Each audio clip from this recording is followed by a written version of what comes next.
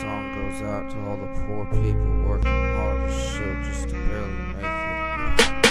Get by. Will I have enough money to get by? Working minimum wage, I barely get high. Plus I've worked almost every day of my life. Started off writing a song. Alright, sorry for the delays, guys. I've been sick with pneumonia. But, anyways, this is Cave Games Part 2 of my shmup series. And I'm gonna start it off with just going over the story. And I got all this information from hardcoregaming101.com. The story's really weird, and I was gonna just summarize the story, but it's just too fucking weird. I'm sorry. I don't even really understand it, so, I mean, you know, I kind of do, but it's just, you'd have to hear it to, you know, I don't know. I didn't really want to go through and summarize it, honestly, just because I really like the game, and the story adds such little to the game anyway, but, I said in my last video that, that this game and this series in general was based off of Nazca of the Valley of the Wind by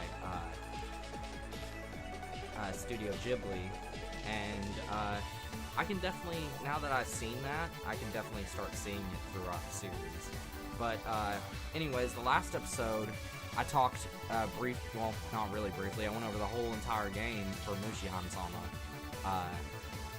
So, you know, this first part that I'm telling the story, you probably heard pretty much the exact same thing in the last one, but I'm trying to go for a more quick show with just getting things out of the way, so I'm just going to pop it off real quick. The story of Mushihimesama is completely dominated by these gigantic arthropods, and what little is left of humanity refers to the creatures as the Koju. Koju exist in many forms in order to survive in the untamed world, filled with lush forests, vast deserts, volcanic mountains, and uncharted water caves. All drawn beautifully, of course. The humans that remain have managed to set up small settlements where they struggle to survive. The reason the Koju are able to thrive is due to their Leviathan energy, whatever the hell that means, which allows them the power of flight in addition to the ability to channel this energy into bullets to use as weapons, so kind of like mind bullets, you know. This mysterious energy that the Koju emit is actually poisonous to humans, who have dubbed it the miasma, whatever the hell that means. Need to look that shit up. Having no means to defend themselves against the beasts known as the Koju, the humans miraculously managed to contact the god of the Koju and allow them a safe place to live, the Hoshifuri village. A village inside of the Shinju forest. As payment for this, one time every 200 years, the humans are to provide to the god of Koju with a sacrifice. Their place in the forest, with a sacrifice to earn their place in the forest. It's kind of weird, you know. The young person would have to be 15 years old, for some weird reason, I don't know. Or it says the young person who would turn 15 years old, our heroine, Princess Reku, whatever, I don't even know how to pronounce that for some reason. It's weird how a four-letter word can be hard for me to pronounce, but anyway, that girl happens to be the chosen one for the next sacrifice. However, the village refused to give her up to the forest. Their selfish actions angered the god of Koju, causing Hoshifuri village to become plagued with the miasma, poisoning everyone except for Reko. In an effort to save her village, Reko and her companion Kiniru goes into the forest to find the god of the Koju and have him stop this attack. You know, it's one of those things with her name, I think, is that I always in my head pronounced it Riku, or I don't know. It just, when you actually say certain things out loud, it seems so much weird.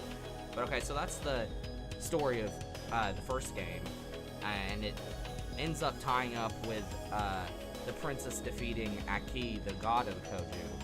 And after his defeat, Aki explains that he had traveled to the Shinju forest many years ago to prevent the Koju from harming humans.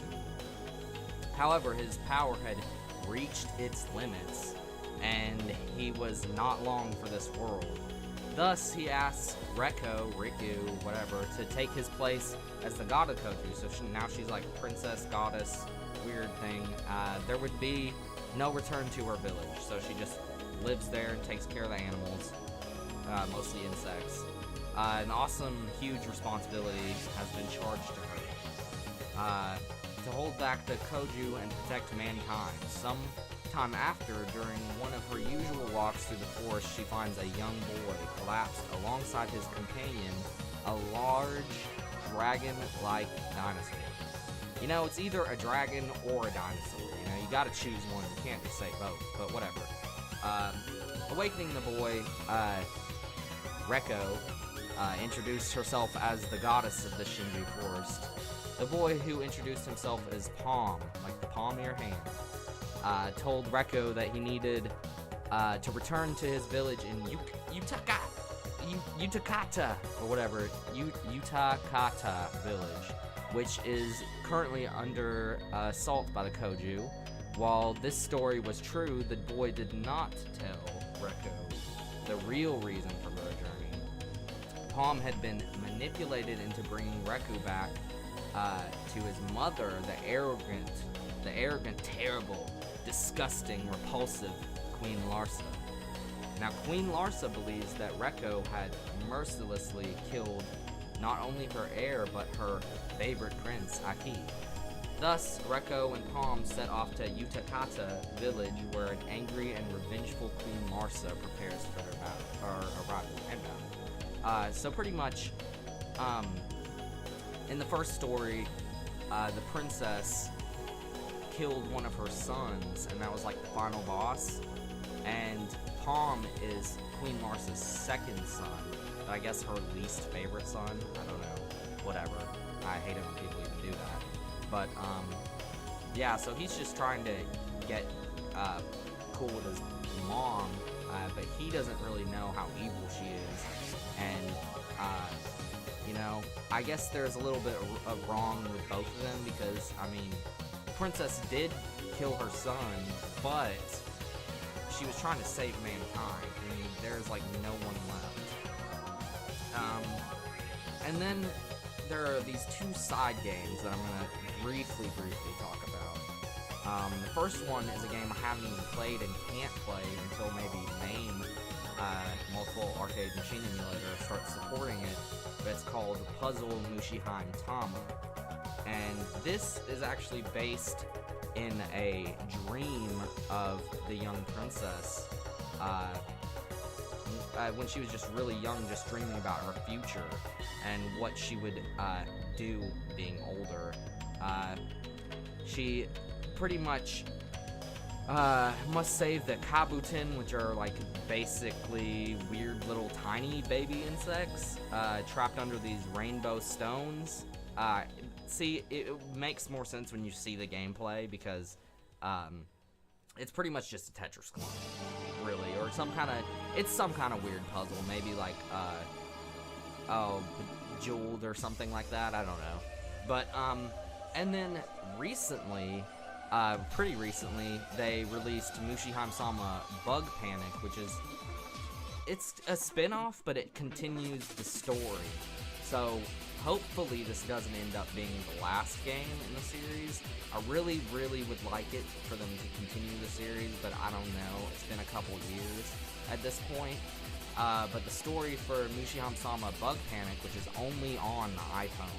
So if you have an iPhone, you should buy this game, because it's only like $5, and you get 5 levels, each with level inside. I think it's the 5 levels have 5 levels on each of the levels, so you know, it's kind of like a Mario setup or something like that. Anyways, the story of Mushihimesama Bug Panic takes place after Mushihimesama Futari, with the death of Queen Larsa.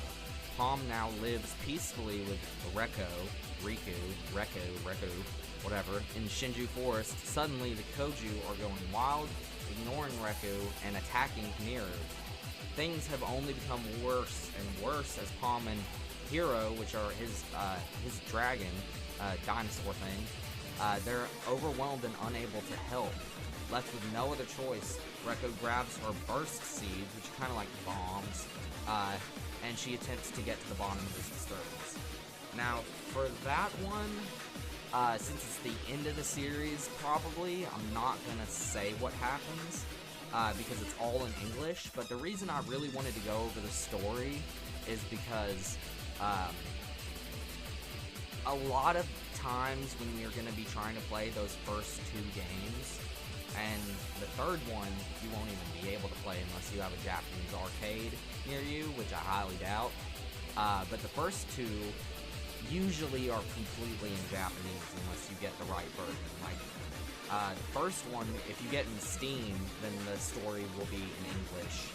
If you get, I believe the Xbox 360 version of Mushihimesama has English, but the arcade doesn't at all.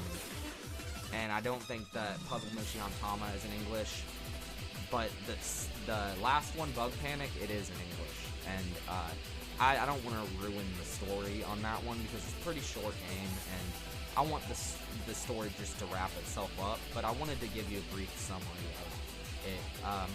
One thing I do want to say about Mushihimesama Futari, the Xbox 360 version, before I get into talking about how amazing this game is for some weird reason the game itself, the disc, is completely black and white. And, you know, I mean, it's a great game and everything, but I do kind of feel like they should have the disc in color, because I've never even seen, like, I really don't think I've seen any other Xbox 360 game, or even like PS2 game for that matter. I mean, you guys tell me if you have, but I've never really seen one that was just black and white, and that just seems a little cheap to me. But I do kind of understand, because the money that they had for it probably was extremely limited. But anyways, you know, I was actually pleasantly surprised, because I guess I'm not the only one that thinks these games are really tight, though, because I looked online and both of the games got extremely good ratings, so that's, you know, another little shove in the right direction, I guess. Hopefully they'll make a third one. But anyways, you know, I just wanted to at least say a little bit about the game, because these games just mean so much to me, and I have a lot of memories that I can't really talk about involving these games. I'll just keep it at that, I guess. But anyways, they're great games. They have fantastic music, which you're going to hear in the background. You know, great music, great gameplay, great art style. There's really nothing really to say about it at this point. And I think the reason that it took me so long to get to the point where I could just say what I feel about it is because I just like the game so much. And, you know, if you like a game a lot, it actually is kind of hard to say why you like it, because you really don't know. Let me just end it at this and say that the series Mushihimesama is the best series of shmups I've ever played in my entire life. And they have a puzzle spin-off game, and it is, the Bug Panic game is kind of the same, but it's a little bit different. But I think that fans of the first 2 games should be able to get into the last game. Other than that, I really don't know what else I really need to say about it. They're great games. You know, more of the stuff that I do on this channel is going to be more review-oriented, and maybe a Let's Play type stuff, and I can't even record my footage of these games, so I'm just having to use random other people's footage. But anyway, that's it. I hope you guys enjoy the Cave Shmups. I hope you guys play them, and yeah, I think that's it. I just wanted to make a quick video about it, and I'm sorry it took so long. I'll mention real quick why it did take so long before I get on out of here. I had to make a new intro for my show because I was getting tagged for copyright because I was using a Nirvana song, and I can't do that anymore. I really got to not have any copyright strikes. I was scared to upload another video without fixing my intro because I didn't want my account to get shut down, because I got my mixtapes on there and all kinds of stuff. And I'm really trying to move forward the quality of this show, and trying to make it more quick and to the point informative. And I didn't really like talking over a Let's Play of somebody for 30 minutes. And, you know, I kind of felt like it just ruined the game in general for you, you know? And I really don't want to do that. I think that you guys should play the game yourself, and I can tell you about it, but you guys need to experience this by yourself. And with that being said, I think that's it. Hope you guys enjoy, and that is Cave Games Part 2. Stay tuned. I'm going to be going over Cave Games Part 3, which is going to be talking about the Dodon Pachi series, which is also very near and dear to my heart. But Mushihimesama is a little half step more for me. Anyways, this is EclipZe, and I'm signing off. Thank you for tuning in.